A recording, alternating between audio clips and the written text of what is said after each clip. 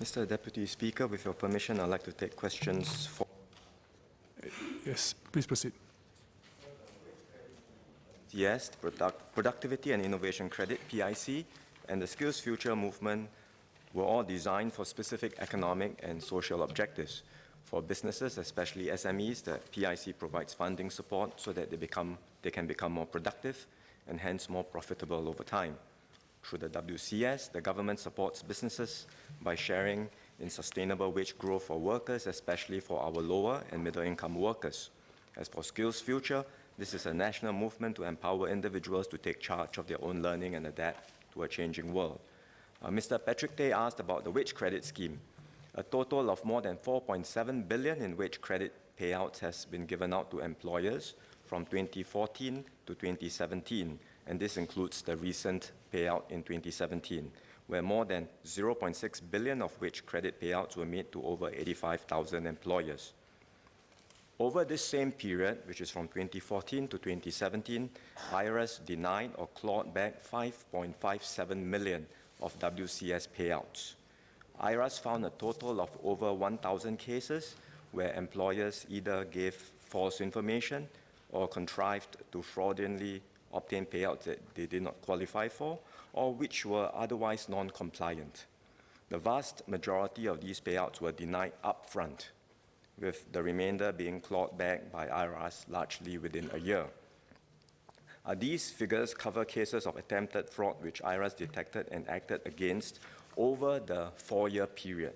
I think the media had reported the figures recently, but they were not a recent phenomenon. So the 1,000 cases were all acted upon over the entire period of the wage credit scheme since it started. But IRS recently published these figures to caution employers against attempts to abuse or game the system. Mr. Patrick Tay and Mr. Pritam Singh asked how government agencies go about investigating fraudulent claims. The Minister for Higher Education and Skills has just covered Skills Future, and so I will touch on WCS and PIC. Essentially, IRS uses a risk-based approach to safeguard against abuse. And this methodology is used for all IRS programs, including WCS and PIC. All potential WCS payouts and PIC applications are first checked upfront against a set of predetermined criteria for signs that indicate possible gaming. And this is complemented by the use of analytics, field intelligence, and other sources of information, including a whistleblower program. Cases that are assessed to be of a higher risk profile, say claim amounts that are not commensurate with the scale of the business, are subject to more detailed investigation. For WCS, this may entail examination of supporting documents like pay slips and bank statements, and conducting phone interviews to verify the authenticity and the accuracy of the submitted wage increases. For PIC, this may entail examination of transaction details and verification of documents such as suppliers, invoices, and payment evidences. IRS may also conduct field visits to understand the applicant's business, for example, how the PIC equipment is used in the business. IRS will continue to take strict enforcement and legal actions against those who abuse the schemes. This includes disqualifying offenders from other government schemes and taking legal action against such offenders. Offenders can be charged under the Penal Code or the Income Tax Act for abusing the schemes.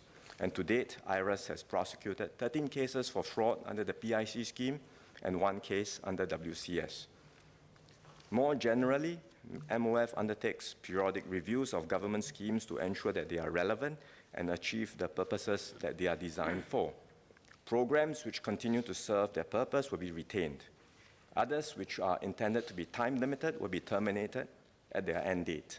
Yet others may be continued with revised criteria based on the actual experience of running the schemes and an assessment of the scheme's overall effectiveness, which includes a weighing of the scheme's benefits against its administrative costs. Mr. Pritam Singh. I'd like to thank the Minister of Finance for his reply. I refer to the latest Estimates Committee report where it was made known that about 313,000 PIC cash payouts have been submitted over the years, and 98,000, almost 1/3 of them, were selected for review, and out of that number, 64% of the claims were rejected up front. The report from the reply from MOF to the estimates committee also stated that for the remaining 215,000 PIC claims, I quote, they may be selected for review based on other factors. Is there any other additional factors that the ministry or IRA specifically considers for claims which fall outside their usual risk-based approach? Because from the reading of MOF's reply to the estimates committee, it appears that more review is going to be done for claims which were not originally audited. Thank you.